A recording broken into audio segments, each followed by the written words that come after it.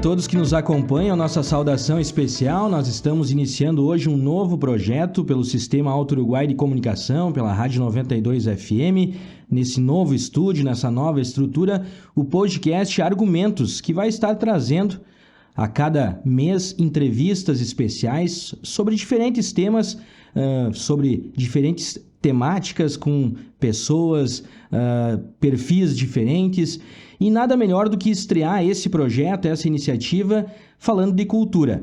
A nossa convidada desse podcast, desse episódio inicial, é a Morgana Kretzmann. Ela que é patrona da FETRELI, a Feira Trespassense do Livro, que está em sua 51ª edição. Ela que é aqui da nossa região, uma escritora hoje reconhecida em nível nacional, com diversas iniciativas, projetos, ações na área cultural, e é a nossa convidada de hoje nesse episódio de estreia. Primeiramente, a nossa saudação. Obrigado por aceitar o nosso convite, Morgana, tudo bem? Obrigada Vinícius, obrigada 92, eu espero trazer sorte para esse pontapé inicial do novo podcast de vocês, e inclusive desejo vida longa, né? É sempre importante ter novos projetos, né, que tragam mais cultura e assuntos do cotidiano também. Mas é uma alegria, como eu estava falando ontem, quando o pessoal do 92 foi na abertura lá no sábado, né, a abertura da FETRELI, todos os anos da minha adolescência que eu morei aqui em Três Passos, a 92 era, obviamente, a rádio que a gente escutava para nos preparar para as festas no Clube Aliança e para as idas à praça. Então, é claro que é um voltar para casa também estar aqui. Isso, justamente nesse sentido, pegando esse gancho, eu gostaria que tu comentasse um pouquinho como que foi receber o convite para ser patrona dessa edição da FETRELI, tu que fostes aluna do Colégio Ipiranga, poder, né, rememorar muitas coisas, né, dentro da escola, e também hoje poder estar em contato, fazer esse diálogo também com os estudantes de hoje, né, poder ter esse contato mais direto com eles. Você que hoje também é uma referência, né, na questão literária, e para eles, tenho certeza, também um exemplo, né? Muitas vezes para um incentivo à leitura, um incentivo ao conhecimento, e até mesmo, quem sabe, aí futuros escritores possam surgir também, né, dessas turmas que estão hoje acompanhando teu trabalho como patrona aqui também nessa semana. Sim, eu acho que tudo que possa colaborar para fazer com que principalmente crianças e adolescentes deixem de pegar isso aqui, que é um celular, é válido. E eu acredito na leitura como hoje uma ferramenta para fazer com que principalmente essa faixa etária se afaste um pouco das redes sociais, de YouTube, enfim, dessa tela do celular, e se coloque em outro lugar. Então a literatura, ela faz isso, né? A literatura, ela vai transportar a imaginação, a mente dessas crianças e adolescentes para outro lugar, e fazer com que elas também comecem a trabalhar mais a criatividade, a imaginação, né? Porque quando você pega um livro, há uma bonita ligação entre o escritor e o leitor, né? Porque a história, ela só acontece, a história que o escritor escreve, ela só acontece realmente quando essa ligação entre o escritor e o leitor existe, né? Porque o leitor vai imaginar aquilo que a gente escreveu. Então, eu acho que todos os incentivos para fazer com que essa faixa etária passe a gostar de leitura, a ler, seja Água Turva, seja Clube Verde, seja os livros do Rafael Montes, seja os livros de quem for, né, Machado de Assis. Isso é muito importante. Eu nasci na cidade de Tenente Portela, né? E com 1 ano de idade eu vim morar em Três Passos, então me criei aqui. Estudei no Colégio Ipiranga. Então eu sempre falo que os meus pés vermelhos, o meu pé encardido de terra vermelha, ele segue comigo até hoje. E ele está comigo lá em São Paulo, e ele está comigo quando eu sento e escrevo os meus livros. os meus livros, as minhas histórias, elas são desse território que eu vim, desse lugar que eu vim, que é essa região noroeste, né? Tanto que a gente tem aqui o Água Turva, que é um livro que se passa no Parque Estadual do Turvo, que se passa nessa região noroeste. O Clube Verde, A Liga dos Solos, é um livro que se passa numa cidade fictícia, mas é no interior também. Então, se não fosse esse interior, se não fosse essa terra de chão vermelho que eu cresci, que eu nasci, que as minhas histórias, né, se fizeram, porque a gente acaba reescrevendo as histórias que a gente viveu também como artista, como escritor. Então eu me vejo reescrevendo muitas coisas que eu vivi nos meus livros. Então, se não fosse isso, se não fosse eu, essa menina que andou de chinelos, de pé descalço por essas ruas de Três Passos, pelo Parque do Turvo, né, que a minha primeira infância eu passei lá, né, meus avós tinham uma casa bem em frente ao parque, né. Se não fosse o Colégio Ipiranga e todas as oportunidades que eu pude ter lá dentro e que eu pude aproveitar tendo lá dentro, né, com certeza eu não estaria aqui, com certeza esses livros não existiriam, sabe, Vinícius? Hoje, o Água Turva, por exemplo, ele está com 1 ano de lançamento, ele já foi traduzido para 7 línguas, ele está em quase 15 países. Então, se a gente parar para pensar, é uma história nossa, é uma história que se passa na nossa região, sendo lida em outros lugares, sendo lida em vários outros países, e que seria muito difícil disso acontecer, né? Então, sim, eu devo tudo, eu sempre falo, eu devo tudo ao teatro, né? Fui atriz de teatro, comecei a fazer teatro aqui em Três Passos, mas também devo tudo à minha terra, ao meu chão, a essa terra vermelha mesmo, que é o meu território e que me trouxe tantas histórias para eu poder recontar. Isso, não, é muito bom a gente poder ouvir, né, esse teu depoimento aqui, falando um pouquinho dessas tuas memórias também aqui da nossa região, da nossa cidade. E eu gostaria de fazer uma provocação para ti no sentido da construção dos teus 2 livros, assim, Ao Pó e Água Turva. Nas leituras que eu fiz, né, eu inclusive tenho aqui um exemplar do Água Turva, li ele no início do ano, enfim, foi um livro que eu peguei do início ao fim, assim, sem parar até terminar ele, assim, é uma leitura bem intensa, ela realmente é cativante, assim, a leitura do Água Turva, mas também, lendo um pouquinho sobre as referências da obra Ao Pó, eu notei que você tem toda uma construção anterior, né?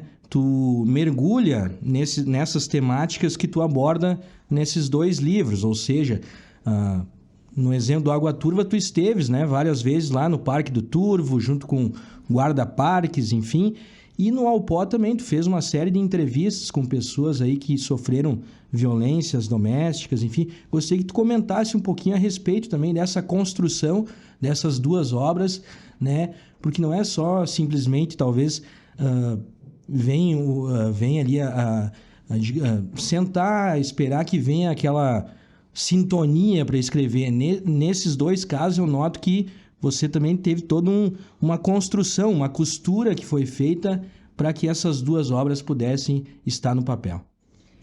Vinícius, nada vem de graça. A gente, às vezes, pensa que pela pessoa ser artista, pela pessoa ser escritora, as coisas vêm mais fáceis, né? Eu nunca vou esquecer, uma vez uma pessoa me perguntou, tu é escritora, mas no que tu trabalha? Sim. Então a gente fica assim, né? Ainda é um trabalho de educação também, de ir explicando que isso é um trabalho. E é um trabalho muito árduo. Esse livro, por exemplo, A Água Turva, ele não nasce do nada. Eu passei 2 anos pesquisando, 2 anos estudando questões ambientais, as questões do Parque do Turvo, essa hidrelétrica, né, esse projeto de hidrelétrica que realmente existe, que poderia, né, colocar o Parque Estadual do Turvo e o Salto do Yucumã debaixo d'água. Vim para cá 5 vezes, especialmente, né, com o apoio da minha editora, a Companhia das Letras, para fazer saída de campo, para ir para dentro do parque, entrevistar os guardas, fazer saída lá dentro com os guardas, né? Procurar acampamentos de caçadores ilegais, porque existem esses acampamentos dentro do Parque do Turvo até hoje, caçadores que caçam animais silvestres e que caçam onça lá dentro, né? Então, assim, tudo isso foi um trabalho muito árduo, de muito tempo. Depois, mais 2 anos para escrever o livro. Sentar e escrever. E quando eu falo sentar e escrever, para quem pensa, tá, no que ela trabalha, se ela é só escritora, acordar às 7 horas da manhã, fazer o que tem para fazer e às 8 horas sentar na frente do computador e trabalhar até às 6, 7 horas da noite, todos os dias. Isso é sentar e escrever, por 2 anos para escrever. Porque um livro você não escreve só uma vez, né? Você reescreve muitas vezes. Então, esse livro, por exemplo, ele teve 6 versões. Eu tenho mais de 500 páginas de coisas desse livro que estão guardadas no meu HD, que não foram usadas. Sim. Então, assim, é um trabalho muito árduo. O Clube Verde, a Liga dos Solos, quando eu me formei em gestão ambiental, eu já tive a ideia de fazer esse livro, que tratasse sobre super-heróis oriundos do solo, mas para tratar também de crimes ambientais. Eu gosto de escrever sobre isso, sobre crimes, suspense, ação, e então o Água Turva é sobre crime ambiental e o Clube Verde também é sobre crime ambiental. Porém, um é mais adulto, o outro mais infanto-juvenil, né? Eu comecei a trabalhar ele em 2017. Já vai fazer quase 10 anos que eu trabalho no projeto desse livro, que agora está em pré-venda e que chega nas livrarias em outubro. Então, sim, é um trabalho muito minucioso, esse trabalho que a gente faz, né? E eu gostei de você estar fazendo essa pergunta e perguntar, porque muitas vezes as pessoas, por falta de conhecimento mesmo, acham que um artista, que um escritor não trabalha, que isso passa a ser um hobby. Não é um trabalho, e é um trabalho que nos sustenta, é um trabalho que gera impostos. A cadeia do livro tem um número de centenas de pessoas que trabalham para que um livro aqui chegue até vocês. Então, ele é um trabalho que também gira economia, gira impostos e ajuda o nosso país, ajuda o Brasil também a crescer, né? Sim, no caso do Água Turva e do Aupó, são 2 temáticas que tu traz, claro, temáticas diferentes, mas temáticas fortes, assim, com personagens muito fortes, personagens femininos muito fortes, né? Como que foi essa construção? São assuntos também, assuntos sensíveis, né? E que tu traz, assim, com uma condição muito importante para quem também tem acesso a essas 2 leituras. Como que foi também a experiência dessa obra Aupó, que inclusive foi premiada, né, em São Paulo, enfim, foi esse romance de estreia teu, assim, em nível nacional. Eu ganhei o maior prêmio nacional, né, com esse livro, que foi o Prêmio São Paulo de Literatura. Para livro de estreia é o maior prêmio, não existe outro prêmio tão grande como esse, não só em dinheiro, mas também de reconhecimento. E foi interessante porque eu estava me formando eu estava terminando um curso de roteiro cinematográfico na PUC do Rio de Janeiro, e eu estava trabalhando num projeto que eu não estava conseguindo colocar tudo que eu queria, todas as histórias, a maneira que eu queria colocar num roteiro. E um roteiro você tem que seguir regras, então o roteiro é quase uma engenharia, né? Se você faz alguma coisa errada ali no roteiro, a casa vai cair, então o filme vai cair. E a literatura te dá uma liberdade infinita. Então eu optei por tirar esse projeto, fazer outro projeto lá na PUC Rio e transformar o Amores Deixados, como se chamava na época, no Aupó, que virou esse romance. Foram 7 anos de pesquisa e escrita. Eu também considero que eu tenha levado tanto tempo por ser o meu primeiro romance, mas também por ser um assunto muito delicado, muito difícil, né? É um livro que trata de abuso infantil, de abuso contra a mulher. E sim, é um assunto pesado. Imagina quando eu ia entrevistar mulheres, né, que sofreram abuso na infância ou mesmo na vida adulta. Você senta para conversar, ou liga, ou entrevista pela internet. Foram momentos muito difíceis, né? Assim, tudo isso. E a escrita também era toda muito densa, né? Mas eu acho que eu consegui, Vinícius, escrever de uma maneira leve, mesmo sendo um assunto pesado. O assunto é pesado, mas eu consegui fazer com que o livro fosse escrito de uma maneira leve, tanto que as pessoas conseguem ler, as pessoas... Acessível, né? Como o Água Turva, você falou, eu li numa sentada, o Alpó as pessoas leem numa sentada, mesmo sendo esse assunto pesado, mas está num palavreado, né? Ele está escrito de maneira mais leve, assim. E é um livro muito sobre denúncia também, né? Porque a gente parar para pensar, principalmente em cidades do interior, como essa nossa ou qualquer outra cidade, a gente vive a lei do silêncio quando esse tipo de abuso acontece, principalmente com crianças e adolescentes, às vezes por vergonha ou por não querer que a criança e adolescente fique marcado com isso na vida adulta, né? Então essa lei do silêncio, ela permanece, só que isso cria problemas psicológicos muito graves nas mulheres depois na vida adulta. Então, fazer a denúncia, conversar sobre isso, falar sobre isso, dizer que isso aconteceu, né? E denunciar quando possível é uma coisa muito importante. Então, na verdade, o meu objetivo com esse livro, o Alpó, que é esse livro, né, que me deu esse prêmio, que me fez ser conhecida nacionalmente, ele é sobre isso, é sobre o quanto precisamos sim conversar sobre abuso infantil, abuso na adolescência e buscar políticas, principalmente públicas, né, dentro da escola, nos governos, para que isso, de alguma maneira, diminua, né? Sem dúvida. E, Morgana, tu pode nos adiantar algum projeto que tu já estejas trabalhando agora para um futuro lançamento também? Algum tema que, de repente, permeie também esse Brasil mais profundo, digamos assim, que são temáticas que cada vez ganham mais notoriedade, né, na literatura brasileira. Se tu puder nos adiantar assim, no que tu estás também trabalhando agora para o futuro, algum novo lançamento. Eu terminei de escrever, já faz um tempo, né, uma série para Disney que se chama Taran. A Xuxa é uma das protagonistas e é uma série sobre meio ambiente também, que é a minha área, né, o que eu gosto de escrever também sobre crimes ambientais.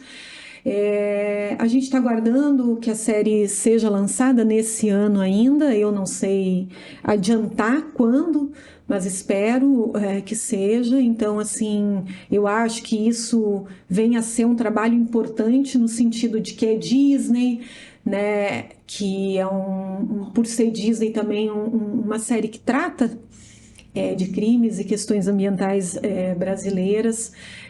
Eu acho que isso vai ter uma boa repercussão, então confesso que estou muito ansiosa para que seja lançado logo e que a gente possa ver, né? Uma coisa que a gente escreveu, colocou no papel, agora aí para a tela, né? Então estou muito ansiosa com esse projeto. Tem o Clube Verde, como eu falei, né? O Clube Verde é um projeto que me é muito caro. Claro. Ele é um projeto que é uma série de livros, então esse é o primeiro. Outros ainda serão escritos e virão, a gente já está trabalhando, né? Ele trata de 4 amigos que vivem numa cidade do interior e que são uma espécie de detetives, um grupo de detetives que vão investigar crimes ambientais numa cidade que eles vivem, que se chama Vila Bonita, e eles encontram esses super-heróis oriundos dos solos, né? Para combater. Então eles vão se unir, né? Se unem esses seres com esses 4 amigos. É um livro também são um livro com capítulos curtos, né? Uma linguagem muito ágil, então também é um livro de fácil leitura. Inclusive a primeira série onde a minha sobrinha estuda aqui no Colégio Ipiranga, eles já começaram a ler e estão super empolgados, ou seja, eu acho que vai funcionar para várias idades. E eu estou trabalhando num próximo romance que se chama Safra de Fogo e Sangue, é um nome provisório ainda, pode ser que mude, e é um livro que é um pouco mais de terror, de horror, assim, que também se passa, como eu falei, né? As minhas histórias vêm dessa terra de chão vermelho que eu nasci, então eu não consigo muito me ver escrevendo sobre outros lugares, né? Eu acho que já tem livro demais sobre capitais ou sobre grandes cidades, e eu pretendo continuar falando sobre esse Brasil profundo, esse lugar que a gente vem, que para mim é onde tudo começa, onde as grandes histórias começam, para mim, né, as minhas histórias. Então, se passa também numa cidade do interior, mas não vai ser determinada a cidade, nem o estado, isso vai ficar em aberto. E trata de uma coisa que era muito comum aqui na nossa região e outras, que quando as colheitadeiras de soja tinham aqueles pentes para colher soja, e que às vezes ocorriam ou de milho, que ocorriam aqueles acidentes que puxavam o cabelo das meninas ou das mulheres e arrancavam o couro cabeludo. Então, é uma menina de 11 anos que tem o seu couro cabeludo arrancado por uma colheitadeira de soja de uma cooperativa dessa cidade. E essa colheitadeira vai embora e a menina fica para morrer no solo, né? E ela não entende que ela morreu. Então, ela é um fantasma que não entende que está morta. E ela vai em busca do seu couro cabeludo. E a sua tia Agnes, que é uma espécie de líder dessa comunidade rural de lá, é uma espécie de Antígona, que diz que a sobrinha não pode ser enterrada sem o couro cabeludo, ela não pode ser enterrada inteira, ela precisa ser enterrada inteira. Então essa tia também vai em busca desse couro cabeludo, que está com o chefe, né, o dono dessa cooperativa. Então vai ser essa busca por esse couro cabeludo e, claro, uma busca por justiça social dessa comunidade. Então, o livro está em processo ainda, vai demorar um pouco. Pela Companhia das Letras também. Todos pela Companhia das Letras, o Infanto Juvenil também pela Companhia das Letras, num selo da companhia que se chama Escarlate, mas todos... Certo. E o Clube Verde, interessante também, é uma parceria com o Paulo Scott, que é teu marido, enfim, como que é também essa vivência, essa parceria também de vocês que são aí, que tem na escrita, nessa questão cultural, algo, né, de vida mesmo, né, uma trajetória de vida. Eu e o Paulo somos casados. Quando eu casei com o Paulo, eu ainda não... Eu escrevia, mas guardava tudo. Ficava tudo escondido. Então, é o meu grande incentivador, ele é o meu primeiro leitor de tudo que eu faço, eu também sou a primeira leitora dele, e a gente decidiu escrever esse livro juntos, porque a gente queria fazer algo juntos, a gente já estava há muito tempo pensando nisso, e eu trabalhava, né, a ideia desse livro Clube Verde, né, e a Liga dos Solos na faculdade, mas na hora que a gente conversou com a editora, e a editora falou queremos, tanto que a editora passou na frente de todos os outros projetos, está agilizando para o livro ficar pronto antes, né? Normalmente um livro vai 1 ano para ficar pronto, e eles fizeram tudo em poucos meses desse ano. Aí eu chamei o Paulo para escrever comigo, e nós escrevemos, e é interessante porque o Paulo entende muito de super-herói, de histórias em quadrinhos, dessas cenas mais de luta, né? Que são coisas que eu não sou acostumada a escrever. Então foi um bom casamento nessa leitura, porque a gente conseguiu juntar, eu acho que qualidades para fazer com que esse livro chegasse assim da maneira que ele está. E o livro está muito fofo, assim, para quem a gente mandou, para quem leu. Ele está muito fofo, os personagens estão bem construídos no sentido de que as crianças e adolescentes que já leram, eles já se identificam, eles já falam, eu sou a Esperança, eu sou o Joia. E eles têm não é um grito de guerra, eles têm uma espécie de fala deles, né? Que eles têm desde criança, que quando eles conseguem alguma coisa, eles falam junto e erguem o dedinho. Então, isso já está acontecendo na sala de aula, assim, as crianças já, junto. Que isso tem a ver um pouco com o que eu penso para o futuro, né? A gente só vai ter um planeta ainda habitável e sustentável e... enfim, que seja um planeta digno para as próximas gerações se trabalharmos juntos. Então, se as crianças já conseguem entender nesse livro, né? Que precisamos estar juntos, para fazer com que o mundo tenha alguma chance para essas próximas gerações. Eu acho que nós adultos também vamos conseguir entender isso. Certo.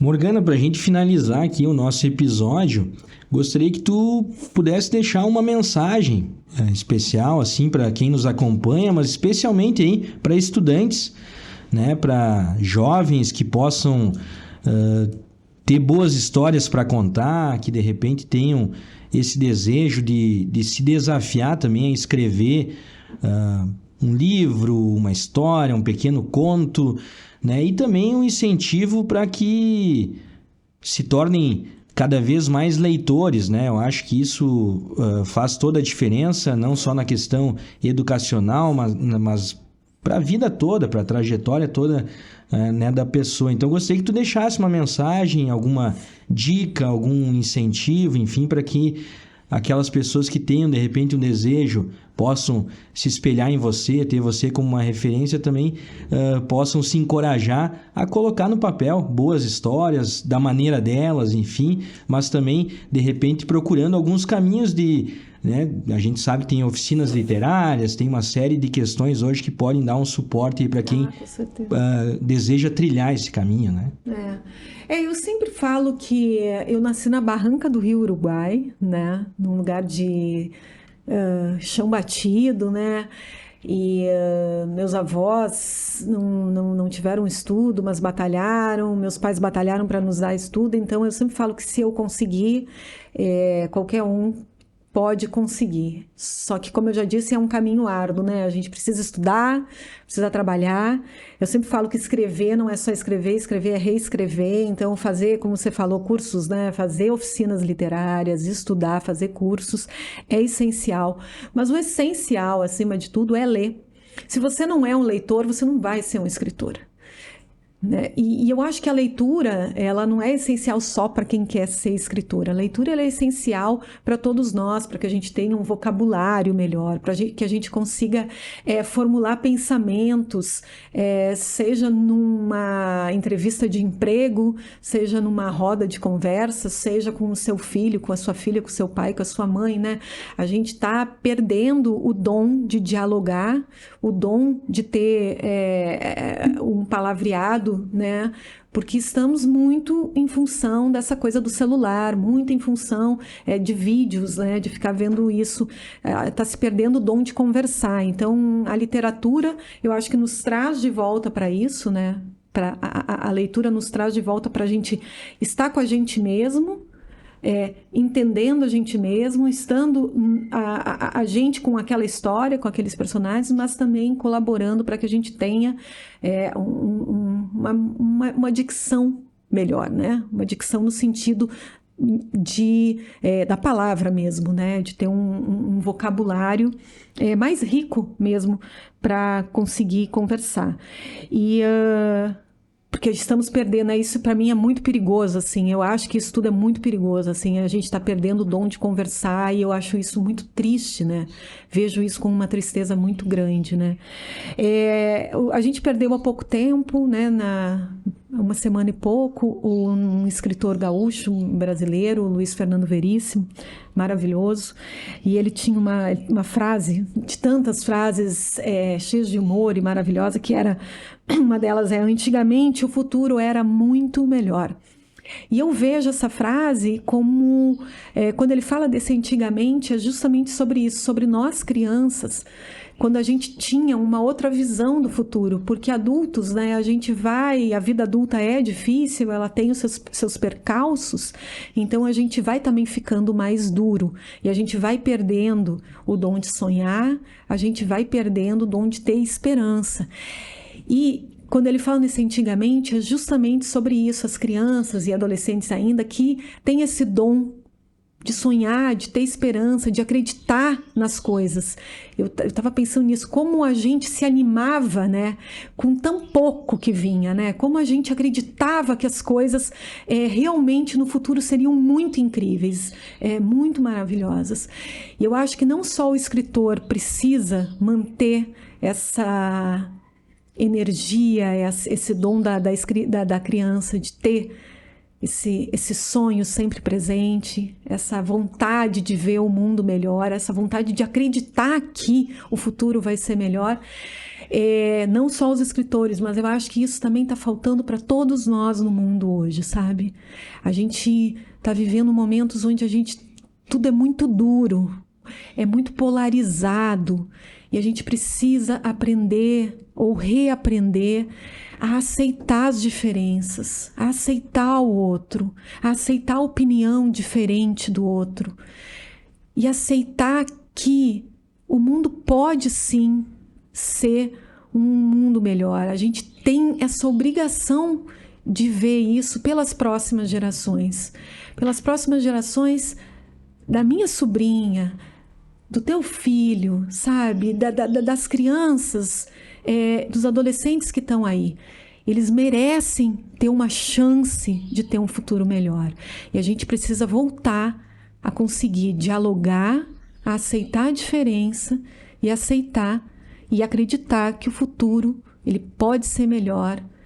E eu tenho muito, assim, eu realmente acredito que através da literatura e através das crianças e dos adolescentes a gente vai conseguir voltar a ter uma certa civilidade no mundo.